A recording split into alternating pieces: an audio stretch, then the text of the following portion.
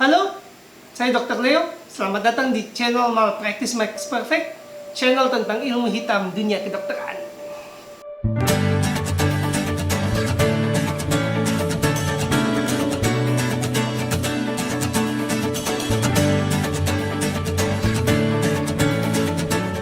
Asma, hoax asma. Jadi, asma ini punya beberapa hoax yang berkembang di masyarakat. Pribadi saya sebagai dokter, asma ini agak personal karena saya pernah dituduh malpraktik medis dalam menangani kasus asma. Kita akan membuka materi asma dengan hoax yang paling fatal, hoax definisi. Jadi, tahun 90-an,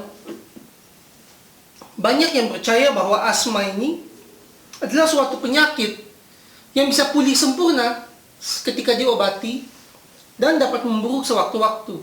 Jadi kalau tahun 90-an Anda kena asma, Anda ke dokter, dokter akan bilang bahwa ibu ini setelah diobati tenang aja, nanti akan balik sempurna, akan pulih mendekati normal. Sedangkan definisi tahun 2022 beda. Asma di tahun 2022 adalah suatu radang kronis yang terjadi bersamaan dengan penyempitan jalan napas. Jadi radangnya ini bukan sewaktu-waktu. Dan tidak ada kata akan pulih sempurna. Di tahun 2002, asma adalah sesuatu yang terjadi terus-menerus. Jadi paradigmanya sudah bergeser. Pengobatannya udah nggak bisa seperti yang tahun 90-an, udah nggak bisa jangka pendek. Asuransi yang fraud, jaminan kesehatan yang fraud, atau sistem kesehatan yang nggak mumpuni dan fraud, itu sangat amat mengandalkan bahwa pasien percaya definisi tahun 90-an. Karena pengobatannya akan lebih murah. Jelas ya, bahwa kalau dia pakai definisi tahun 90-an, pasiennya cukup diobati sewaktu-waktu dia datang. Kalau dia udah selesai, udah nggak kambuh lagi, ya udah pulangkan. Obat yang dikasih juga obatannya untuk kambuh aja. Satu waktu, satu momen waktu.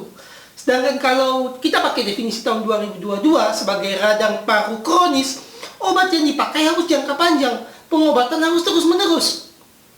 Tentu biayanya beda, dan asuransi sangat berharap biaya itu lebih kecil, sehingga hoax tahun 90-an ini sangat amat populer untuk dikatakan ke pasien. Kalau asuransinya kesanggupan membayarnya buruk.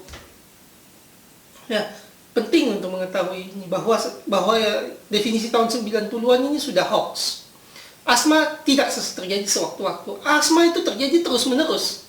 Hoax nomor 2. Hoax nomor 2 ini mengatakan bahwa asma ini adalah penyakit yang tidak mengakibatkan cacat. Jadi asma itu bukan kayak PPOK atau emfisema yang paru-parunya cacat menetap. Tapi ini lagi definisi tahun 90-an, karena di tahun 2022, asma itu ternyata berkaitan dengan cacat paru. Kalau pasien asma tidak diobati dengan benar, akan terjadi cacat paru menetap dan bisa berkembang jadi PPOK atau bisa terjadi bersamaan dengan PPOK. Ya, jadi lagi asuransi yang buruk itu pengen banget pasien percaya hoax lama. Ada definisi lama. Asuransi yang fraud ini pengen banget pasien percaya definisi lama bahwa asma itu nggak bikin cacat, jadi kamu nggak usah khawatir, kamu nggak perlu minum obat jangka panjang, nggak perlu follow up tes berulang-ulang, kan mahal. Ikut aja definisi yang tahun 90-an, murah. Ya, kamu mati tapi murah.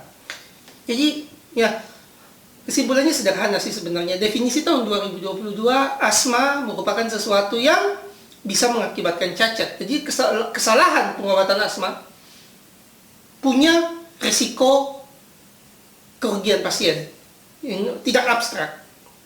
Dan dua hoax ini populer karena kenyataan dan realita di lapangan memang pengobatan asma ini mahal. Makanya kita harus berharap kalau kita mengelola asuransi dengan dana pas-pasan atau jaminan kesehatan dengan dana di bawah yang seharusnya, ya mau nggak mau kan kita harus berharap pasien percaya definisi tahun 90-an meskipun hoax. Obat untuk ngobatin asma 24 jam sehari, 7 hari seminggu itu mahal. Setiap hari, dan umur pasien makin panjang, kita makin boncos di biaya.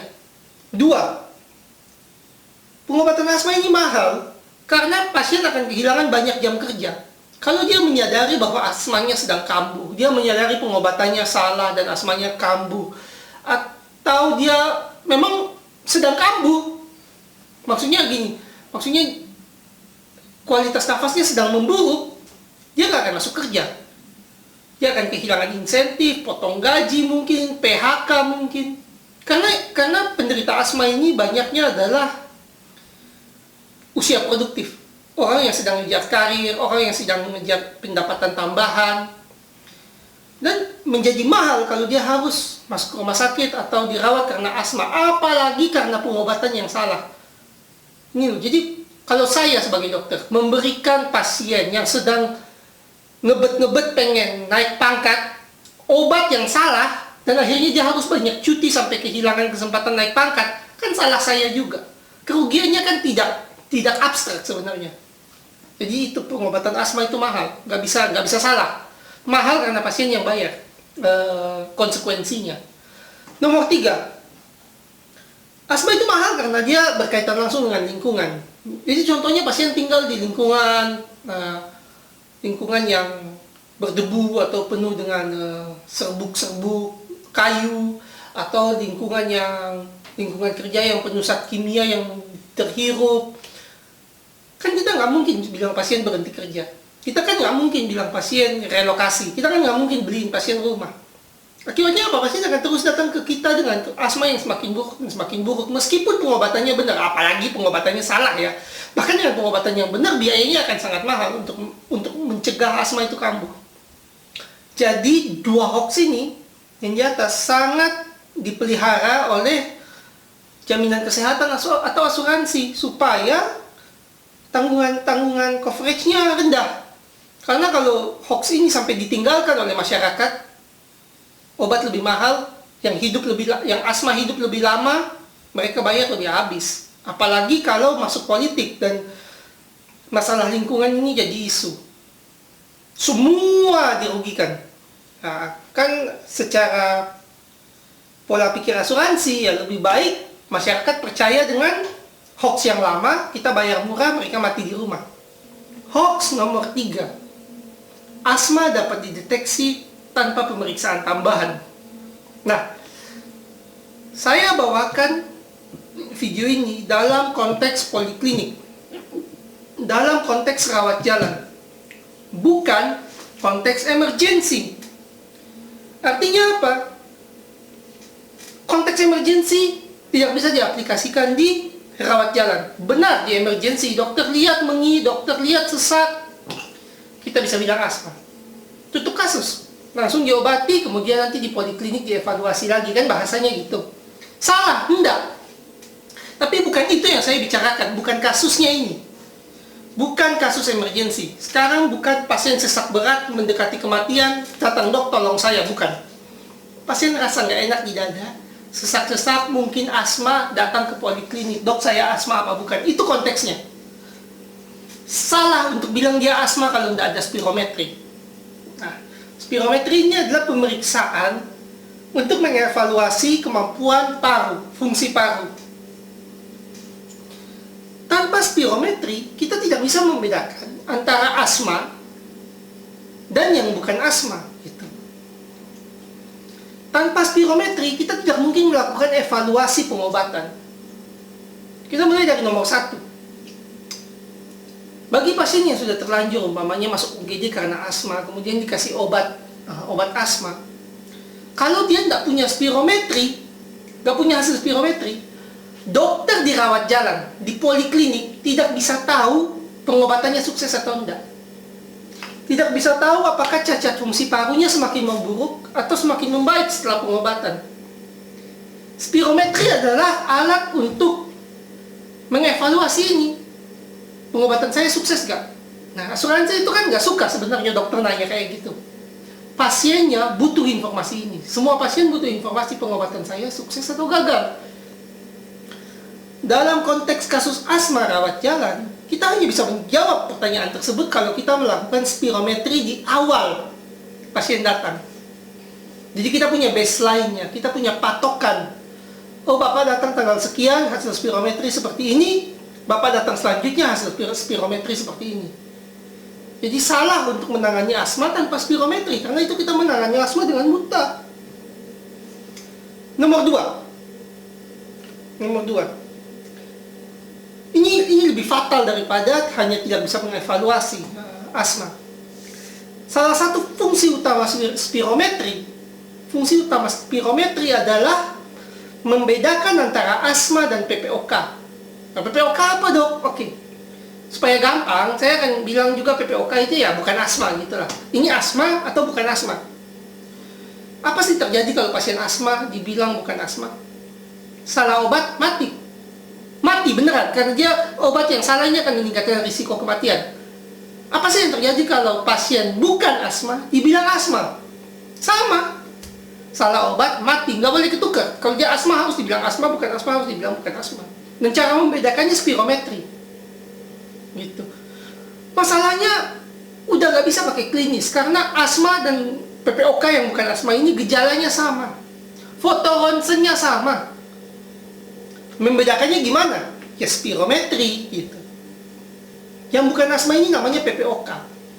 Obat pertama yang harus dipakai untuk pasien PPOK nama golongannya lama, LAMA. Kalau kita kasih ini kepada pasien asma, kan nggak dapat dia steroid yang dibutuhkan.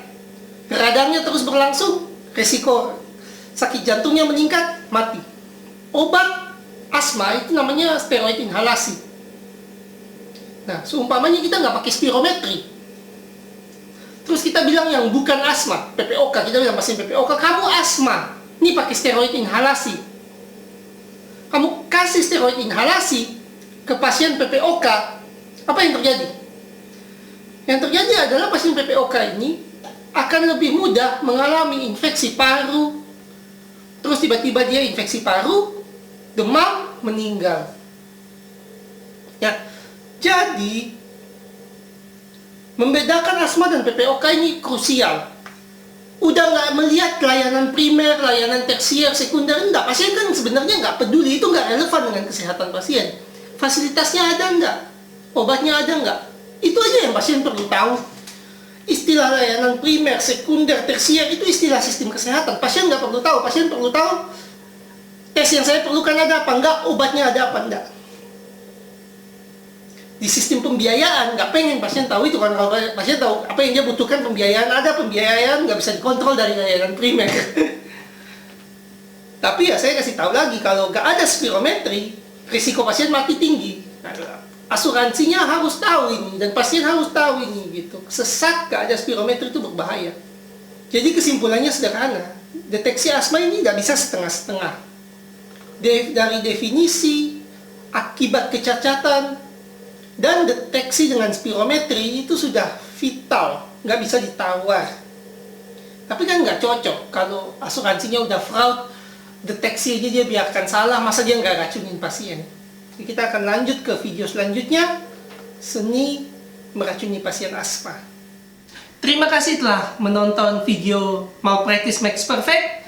Tonton terus, jangan lupa like, comment, share, dan subscribe.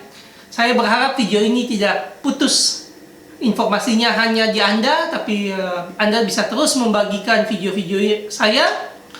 Semoga dengan dibagikannya video ini, Anda bisa menyelamatkan kesehatan keluarga dan rekanan dan kenalan Anda.